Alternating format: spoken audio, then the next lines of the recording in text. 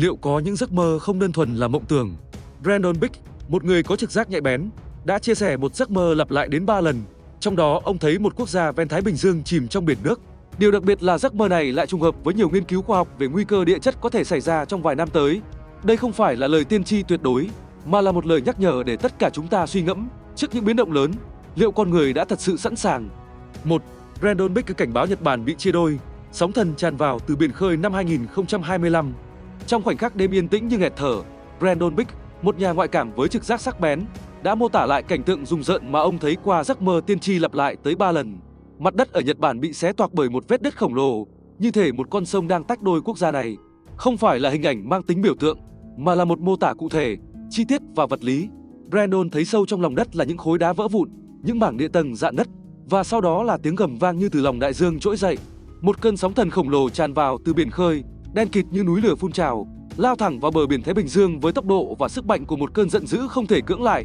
Những gì Brandon nhìn thấy không chỉ là nước, mà là một bức tường tử thần. Ông nói rõ, tôi đã thấy cảnh này 3 lần. Đây không phải là tưởng tượng, đây là một lời cảnh báo thực sự. Điều đáng sợ không chỉ là hình ảnh trong giấc mơ, mà là tần suất lặp lại của nó. Một nhà ngoại cảm có thể mơ một điều một lần, nhưng khi nó tái hiện đến 3 lần với cùng một nội dung, cùng một diễn biến, thì đó không còn là ẩn dụ nữa, đó là dấu hiệu. Và điều khiến lời cảnh báo này trở nên đặc biệt nghiêm túc là sự trùng khớp kỳ lạ với cảnh báo từ giới khoa học. Theo cơ quan khí tượng Nhật Bản và nhiều viện nghiên cứu lớn, vùng Nankatsu, một đới đứt gãy địa chất nằm dưới đáy biển phía nam Nhật Bản, đã tích tụ năng lượng địa chấn suốt hàng thế kỷ. Đây là điểm nóng từng ghi nhận nhiều trận động đất lịch sử, và các nhà khoa học khẳng định rằng trong vòng 30 năm tới, khả năng xảy ra một trận động đất lớn với cường độ từ 8,7 đến 9 độ Richter lên tới 80 đến 82%. Nhưng con số này không phải dự đoán mơ hồ mà là kết quả phân tích từ hàng ngàn dữ liệu địa chất, mô phỏng kỹ thuật số và khảo sát nền đá sâu. Khi Brandon mô tả một đường nứt chỉ vài trăm mét nhưng gây hậu quả nghiêm trọng, nó trùng khớp đáng kinh ngạc với khu vực mà giới khoa học đang theo dõi sát sao. Một vùng có thể bẻ gãy nền móng kiến tạo và kích hoạt chuỗi phản ứng địa chấn đổ dồn về phía bờ biển. Brandon không chỉ mô tả trận động đất mà còn chứng kiến điều xảy ra ngay sau đó, cơn sóng thần. Ông không nói về nước biển dâng lên như một con thủy triều thông thường, mà là một biển nổi lên, một khối nước di chuyển với sức mạnh phá hủy mang tính hủy diệt. Theo các nghiên cứu về sóng thần, khi xảy ra động đất dưới đáy biển, mặt nước trên khu vực đó sẽ trồi lên rồi tạo thành những con sóng cao đến hàng chục mét, có thể di chuyển với tốc độ lên tới 800 km/h, tương đương tốc độ của một chiếc máy bay phản lực. Brandon không đưa ra con số, nhưng hình ảnh ông mô tả rõ ràng là loại sóng có thể san bằng cả thành phố ven biển chỉ trong vài phút. Và điều đáng nói là lời cảnh báo này không xuất phát từ một nơi không có cơ sở, mà là kết quả của một quá trình quan sát nội tâm kéo dài và lặp lại, đi cùng với những bằng chứng khoa học từ bên ngoài.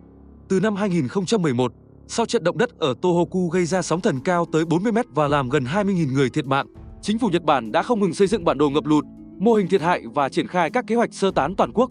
Nhưng điều đó chưa bao giờ đồng nghĩa với việc người dân đã sẵn sàng. Lời cảnh báo của Brandon không nằm ở việc đoán trước ngày tháng, mà ở mức độ trực quan và cảm giác khẩn cấp mà ông truyền tải. Ông mô tả cảnh mặt trời biến mất, bầu trời tối sầm như ngày tận thế. Đó không chỉ là sự kiện tự nhiên, mà là dấu hiệu của một cú sốc toàn diện, nơi thiên nhiên không còn khoan nhượng trước những gì đang xảy ra trên mặt đất. Điều này đặt ra một câu hỏi nghiêm túc cho mỗi quốc gia ven Thái Bình Dương, đặc biệt là Nhật Bản. Liệu có thể chuẩn bị kịp cho điều không thể tránh? Brandon không xưng là nhà tiên tri, ông chỉ là người truyền lại điều mình thấy. Nhưng chính sự khiêm nhường ấy lại khiến lời nói của ông nặng hơn bất kỳ tuyên bố thổi phồng nào. Khi một người không tự nhận mình là sứ giả nhưng vẫn lặp lại cùng một khải tượng nhiều lần, thì điều đó buộc người nghe phải nghiêm túc xem xét. Những hình ảnh Brandon mô tả là thô ráp, không hoa mỹ, không ẩn dụ, chỉ là sự thật trần trụi của một thảm họa thiên nhiên có thể xảy ra bất cứ lúc nào. Và nếu giới khoa học đã nói rằng điều đó chắc chắn xảy ra, chỉ còn là vấn đề thời gian, thì điều cần nhất lúc này không phải là hoài nghi, mà là hành động.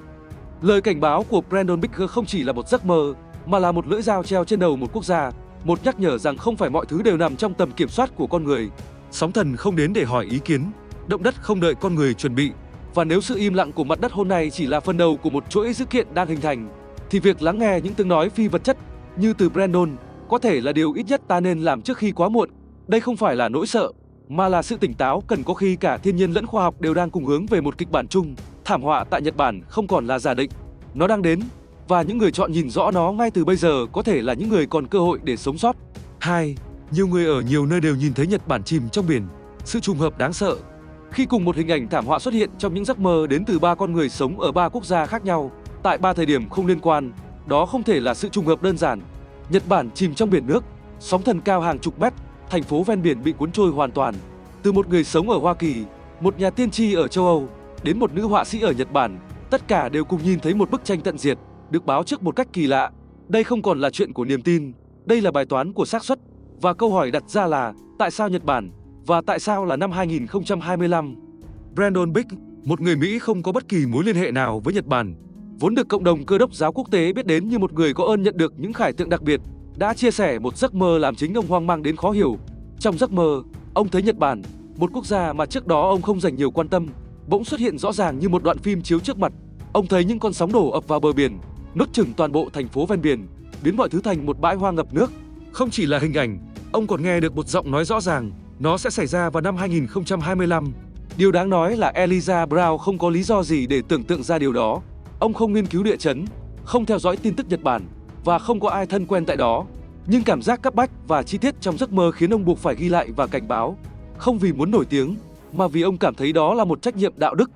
Trong khi đó, ở một góc khác của thế giới, Stefan Gruber, viết tắt, một nhà tiên tri sống tại châu Âu, đã từng đưa ra một lời dự đoán còn khủng khiếp hơn. Theo ông, Nhật Bản không chỉ phải đối mặt với một trận động đất đơn lẻ, mà sẽ bị tấn công bởi một chuỗi động đất liên hoàn kết hợp với các vụ phun trào núi lửa dữ dội. Ông cảnh báo rằng toàn bộ hệ thống kiến tạo quanh Nhật Bản sẽ bị kích hoạt đồng thời, tạo nên hiệu ứng domino địa chất, cuốn phăng mọi cấu trúc và đẩy đất nước này xuống biển sâu. Nhưng điều khiến lời tiên tri của Stefan Gruber trở nên dị thường là ông còn nhìn thấy một lục địa mới nổi lên ở bờ biển phía tây nước Mỹ, như một kết quả tất yếu của sự dịch chuyển toàn cầu. Theo ông, đây không phải là ngày tận thế, mà là thời điểm trái đất tái cấu trúc, chuyển mình sang một chu kỳ mới, nơi sự sống sẽ được thanh lọc và bắt đầu lại từ con số 0. Nếu Elijah Brown là lời cảnh báo đến từ phía tôn giáo và Stefan Gruber là góc nhìn từ chuỗi phản ứng toàn cầu, thì lời tiên tri của Ryo Atsuki, một họa sĩ người Nhật, lại mang màu sắc cá nhân nhưng rung động không kém. Năm 1999, bà xuất bản cuốn sách Future Joe, Tương lai tôi thấy, và ghi lại 15 giấc mơ tiên tri từng ám ảnh bà. Trong số đó, có giấc mơ về một trận động đất khủng khiếp và cơn sóng thần năm 2011 mà sau này trở thành sự thật. Bà cũng tiên đoán được đại dịch toàn cầu xảy ra vào thập kỷ kế tiếp. Nhưng giấc mơ đáng sợ nhất và vẫn chưa xảy ra lại nằm ở một ngày mùng 5 tháng 7 năm 2025, một cách mô tả khó hiểu nhưng đầy ẩn ý. Trong giấc mơ đó, bà thấy một cơn sóng thần cao gấp 3 lần năm 2011 đổ ập vào Nhật Bản, cuốn trôi mọi thứ, nhấn chìm hơn 1/3 diện tích đất nước. Những tòa nhà chọc trời bị nhấn chìm như những que diêm nhỏ trong bể nước. Bà không tuyên bố mình là nhà tiên tri, nhưng người ta buộc phải lắng nghe khi những điều bà vẽ ra trong quá khứ đều đã lần lượt ứng nghiệm. 3 người, 3 nơi trốn, 3 thời điểm, nhưng cùng một hình ảnh, cùng một quốc gia, cùng một năm định mệnh, không một ai liên quan đến người còn lại, không một ai có động cơ để dựng chuyện. Và điều duy nhất kết nối họ lại là hình ảnh Nhật Bản bị nhấn chìm bởi một cơn thịnh nộ của thiên nhiên. Điều này tạo nên một mạng lưới tiên tri ngầm, không hẹn mà gặp, không đồng thuận mà đồng lòng. Khi có quá nhiều nguồn độc lập cùng nhìn về một điểm chung, thì điều đó không thể xem thường.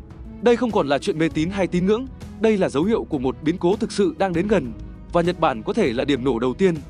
Giới khoa học có thể chưa chính thức xác nhận thời gian, nhưng bản đồ địa chấn toàn cầu cho thấy Nhật Bản đang ở trung tâm của vành đai lửa Thái Bình Dương, khu vực chiếm hơn 90% các trận động đất toàn cầu.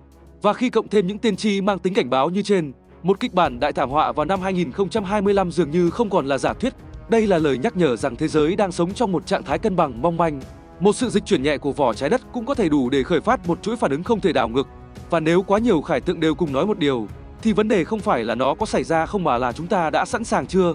Những gì đang được nhìn thấy từ Elijah Brown, Stefan Gruber và Ryo Atsuki không phải là câu chuyện để dọa dẫm. Đó là những dữ kiện phi vật chất nhưng lặp đi lặp lại một cách có hệ thống. Nó tồn tại ngoài ranh giới khoa học nhưng lại khiến khoa học không thể phớt lờ. Nó là hồi chuông mà những người nhạy bén trong linh hồn đã rung lên trước cả khi máy đo địa chấn ghi nhận rung chuyển đầu tiên. Và trong thời đại mà tốc độ lan truyền thông tin nhanh hơn bao giờ hết, sự xuất hiện đồng thời của các khải tượng tương tự không còn là ngẫu nhiên. Đó là cảnh báo cần được lắng nghe bằng lý trí, không phải từ chối bằng hoài nghi. Nhật Bản, đất nước của công nghệ, trật tự và kỷ luật, đang được gọi tên từ khắp các hướng bởi những tiếng nói kỳ lạ. Và nếu thế giới còn chút tỉnh táo, thì đây chính là thời điểm cần nhìn thẳng vào điều không ai muốn tin. Năm 2025 có thể không giống bất kỳ năm nào trước đó. 3. Thông điệp thức tỉnh, không phải để sợ hãi, mà để thay đổi hướng sống. Giữa hàng loạt khải tượng u ám về thiên tai, sóng thần, động đất và sự hỗn loạn, điều mà Brandon Bigg thực sự muốn nhấn mạnh không nằm ở cơn sợ hãi, mà là một sự thức tỉnh. Những điều ông thấy, dù đáng sợ và dữ dội, không phải để hù dọa hay gây hoảng loạn, mà là một lời kêu gọi nội tâm dành cho từng người. Sau mỗi giấc mơ, ông không vội vàng tuyên bố hay khoe khoang, ông chỉ âm thầm cầu nguyện và chia sẻ bằng sự khiêm nhường. Tôi không phải nhà tiên tri, tôi chỉ đang nói lại những gì được cho thấy. Và chính điều này mới là cốt lõi trong thông điệp của ông. Không phải chạy trốn, không phải hoảng loạn, mà là nhìn lại một cách nghiêm túc, cách mình đang sống.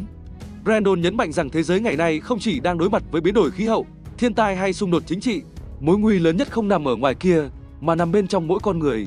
Một trái tim ích kỷ, một xã hội dối trá, một nền đạo đức đang mục ruỗng từ gốc rễ.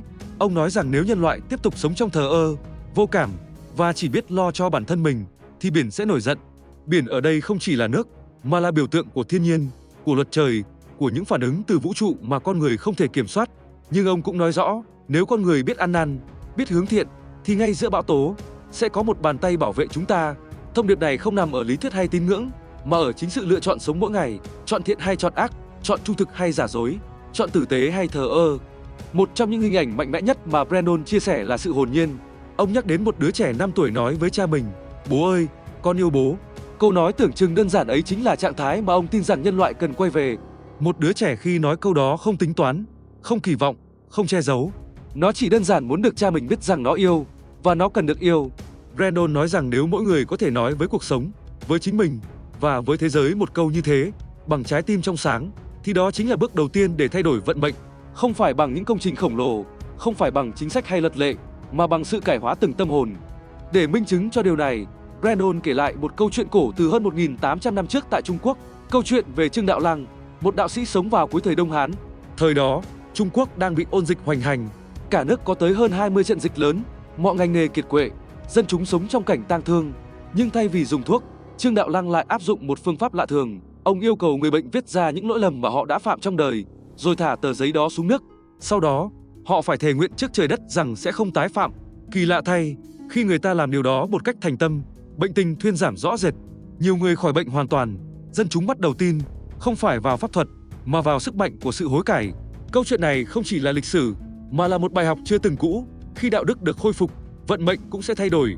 Khi con người nhận sai và thật lòng thay đổi, tai họa cũng có thể dừng lại. Brandon không cổ suý cho hình thức tôn giáo. Ông không kêu gọi mọi người phải tin vào một giáo phái hay nghi lễ nào. Điều ông kêu gọi là một sự thay đổi từ trong tâm, một sự thành thật với chính mình, một đời sống đơn giản, tử tế, trung thực, yêu thương. Ông nói, hãy sống như những đứa trẻ, không phải là ngây ngô, mà là không toan tính, không phải là yếu đuối, mà là thuần khiết. Trong thời đại mà con người luôn che giấu cảm xúc, xây dựng mặt nạ, tranh giành vị thế, Brandon kêu gọi một lối sống ngược dòng, sống thật, sống có đạo, sống biết cảm ơn và biết xin lỗi. Thông điệp ấy mạnh mẽ ở chỗ nó không đòi hỏi ai phải trở thành thánh nhân. Nó chỉ yêu cầu mỗi người thành thật với lỗi lầm, dám nhìn lại mình và cố gắng làm tốt hơn. Không ai hoàn hảo, nhưng mỗi người đều có thể bắt đầu lại. Và nếu một số đông đủ lớn cùng thay đổi, thế giới sẽ thay đổi. Brandon tin rằng Chúa hay sức mạnh siêu nhiên nào đó vẫn đang quan sát nhân loại, không bằng sự phán xét, mà bằng lòng thương xót. Điều đang được xét không phải là thành tích, mà là thành tâm, không phải là quyền lực, mà là lòng thiện. Không phải là ai đúng, ai sai, mà là ai còn đủ dũng cảm để thay đổi trước khi quá muộn. Brandon không dùng từ ngữ bóng bẩy, ông không vẽ nên một thiên đường sau thảm họa. Ông chỉ nói rõ rằng, nếu chúng ta cứ tiếp tục như hiện tại, mọi tai ương sẽ đến. Nhưng nếu ta dừng lại, nhìn lại và thay đổi hướng sống, thì vẫn còn hy vọng. Hy vọng ấy không nằm ngoài kia. Nó nằm trong cách ta cư xử với người khác, với chính mình và với cuộc sống mỗi ngày. Đó không phải là lời tiên tri, mà là lựa chọn. Không ai bắt buộc, nhưng ai cũng phải chịu hậu quả từ chính con đường mình chọn. Nếu bạn thấy những nội dung như thế này đáng suy ngẫm và cần lan tỏa, đừng quên để lại bình luận bên dưới, chia sẻ góc nhìn của bạn và đăng ký kênh để cùng nhau cập nhật những cảnh báo, phân tích và thông điệp mang giá trị thực sự cho cộng đồng.